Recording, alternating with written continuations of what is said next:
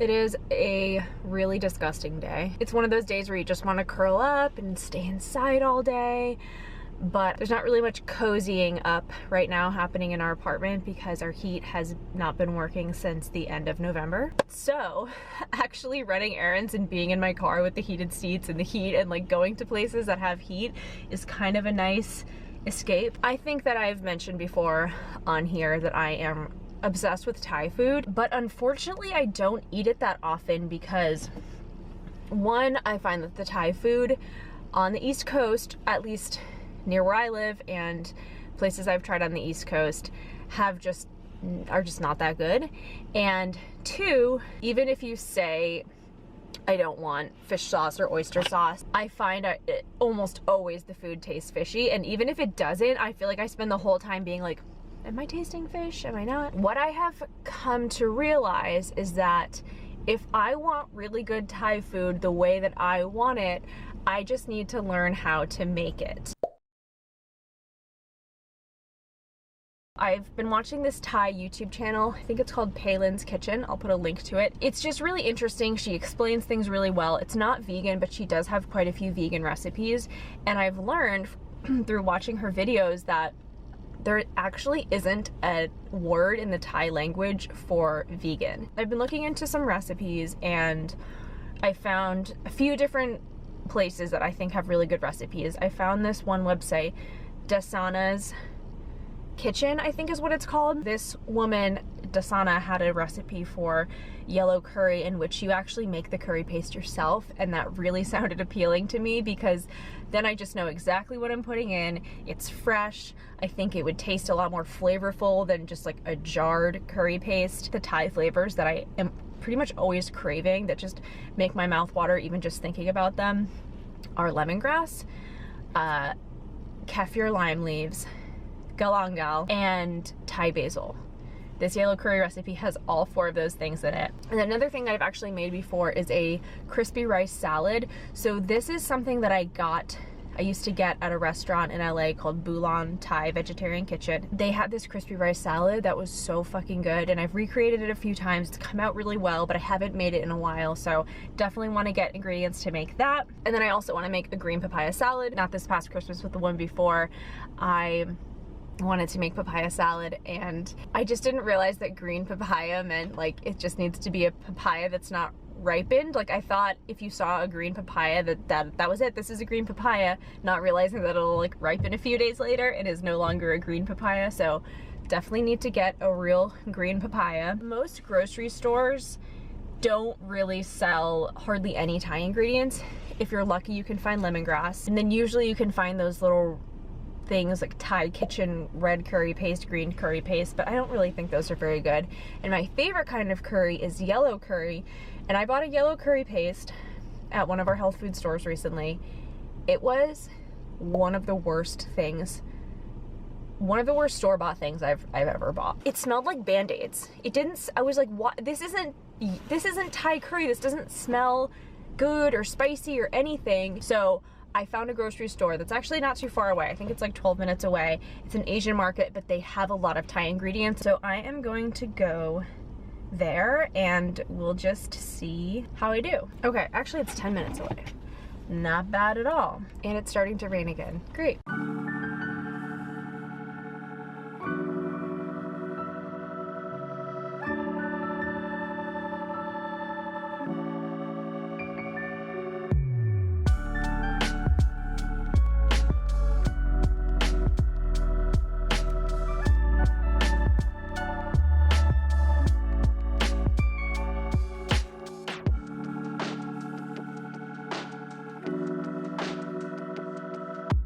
Just finished up at the Thai store.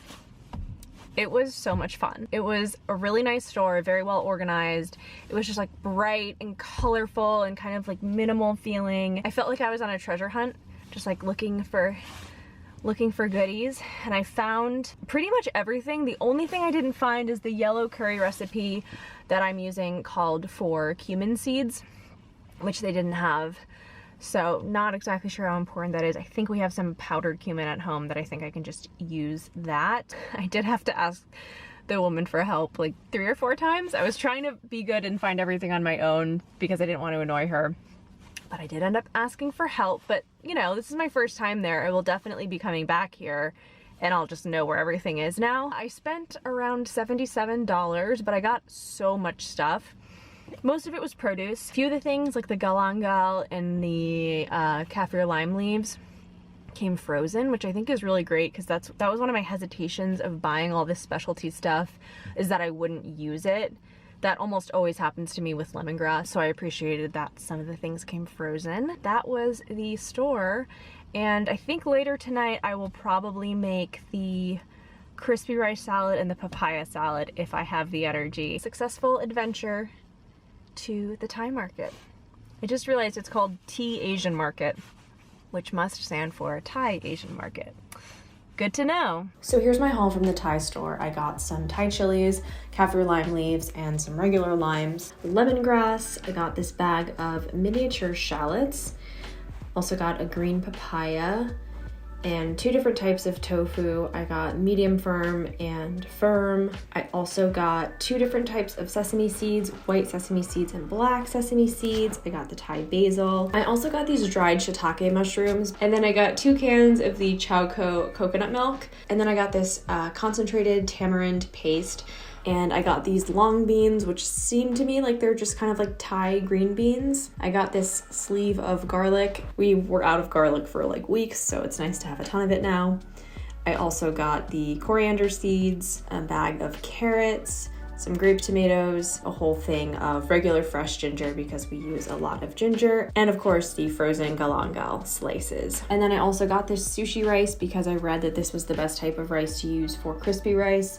I started off by cooking the rice completely, spreading it out on a pan and putting it in the oven at 250, I believe it was, to let it really dehydrate. And then once it was dehydrated from the oven, I put it in some hot oil to puff it up. So this is kind of what makes it crispy and puffy. The problem was I was really afraid to overcook it because I read that if you did that, then it can make it overly hard. But the problem is I actually undercooked it, so it ended up being really hard anyway, even though it did get nice and crispy and crunchy, but it was like a little too crunchy. This smells insane. This smells so fucking good. This is what I have been missing in my Thai cooking all along. Unbelievable. I also made some really simple tofu in the air fryer. I just brushed it with some sesame oil, sprinkled some garlic powder and salt. This is Paul's rice because he didn't want the crispy rice. Now this is the dressing that I made, and this is the money maker. This is the flavor powerhouse. So I use tamari, rice vinegar, and mirin, which is a Japanese sake wine, a little maple syrup to sweeten it. And then I did a ton of lemongrass, which I chopped up really small, thinly sliced shallots, and then I did 1 whole lime worth of lime juice. I also used galangal, and I used regular ginger. I ended up using 1 of the Thai chilies, but I took most of the seeds out. And then I also chopped up 1, I believe, kaffir lime leaf and used that in there as well. Then I also had some raw carrot ribbons. I had some of the Thai green beans that I steamed just for a little bit, just to get them kind of slightly cooked, a little more than blanched, just so that they weren't raw, but they also weren't soft and all the way cooked. I also decided to add in some of the grape tomatoes, because why not? And then I also chopped up some peanuts. Here's how the salad came out. Basically, I just start with the crispy rice in the bowl, and then I layer on the tofu and then all the veggies. Then I add in the dressing. I do a ton of dressing. You just really want that flavor everywhere. And I topped it with some peanuts and sesame seeds. Finished dinner. It was so freaking good.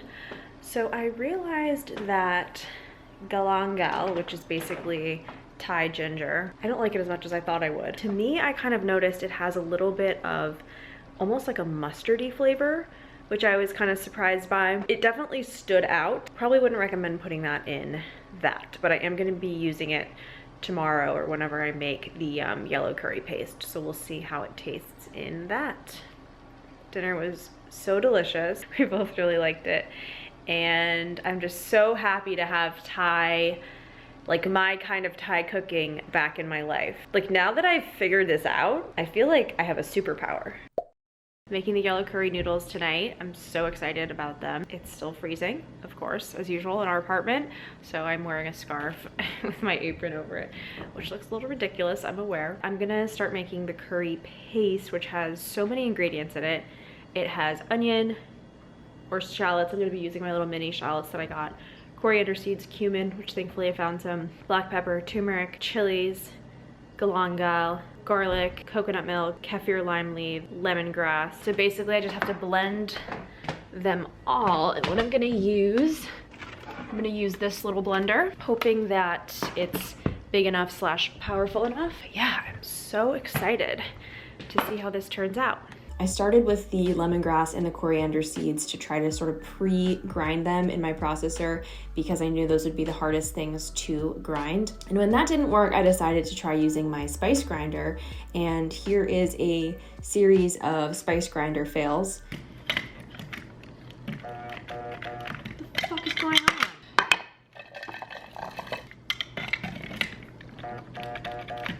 What the fuck is going on?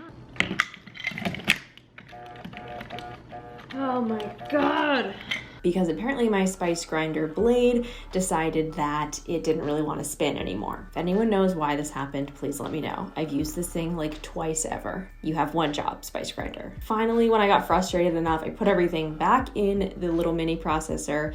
I actually put all the other ingredients in there. I figured maybe that would help. I'm not sure why I thought that, but it didn't. I added some more coconut milk to try to give it more moisture. It still didn't work. At this point, I decided I needed to just use the Vitamix.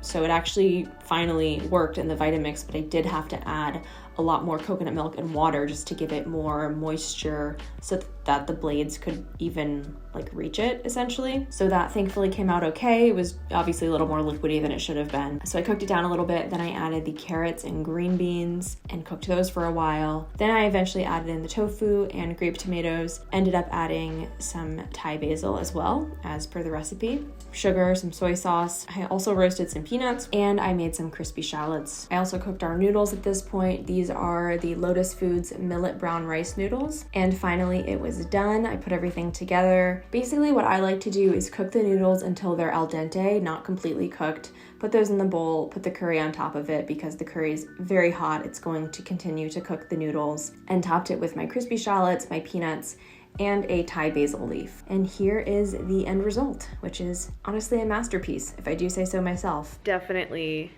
top 5, maybe top 3 meals that I've ever made. And I can't really take credit. It was the recipe. The recipe was amazing. It was just so interesting because I love the taste. I've always loved the taste of yellow curry, but I never would have known what goes in it to make it taste like that. I never would have guessed shit ton of coriander seeds, shit ton of cumin.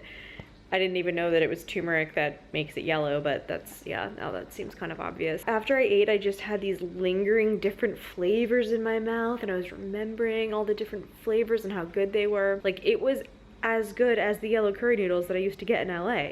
That, like, I never thought I would be able to get those again unless I was back there. Tonight I'm making the papaya salad. I also decided to make a green curry tonight.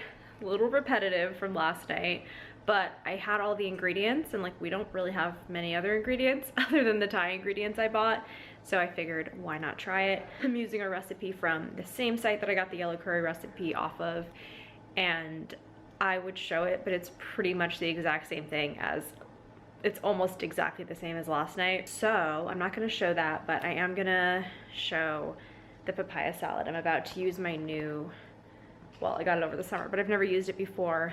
It's a julienne peeler. No idea if it's gonna work, but we'll see. So first I peeled about half of the papaya, then I took my julienne shredder and just started shredding. And I was really pleasantly surprised that it worked really well. Then this process all went pretty quickly and pretty seamlessly. The recipe I used told me to soak the papaya in ice water for about 10 minutes. Can't exactly remember why, something about preserving the texture. Although in our apartment, probably wouldn't have really needed the ice, to be honest. And I didn't have a mortar and pestle, so I just used a bowl and this old kombucha bottle as my mortar and pestle. Here is how the green curry looked when it was done, and here is how the papaya salad looked when it was all finished. Unfortunately, the last night of Thai cooking was by far the most disappointing. I don't know why the green curry came out so badly, because like I said, it was basically the exact same ingredients as the yellow curry had been. The green curry recipe called for coriander leaves, which I didn't have, and I've never even honestly heard of those. So that was an ingredient that I didn't put in, and I don't know if maybe that was a really important one, and I put a bunch of extra Thai basil in because of that. But there was just something that didn't taste right about it.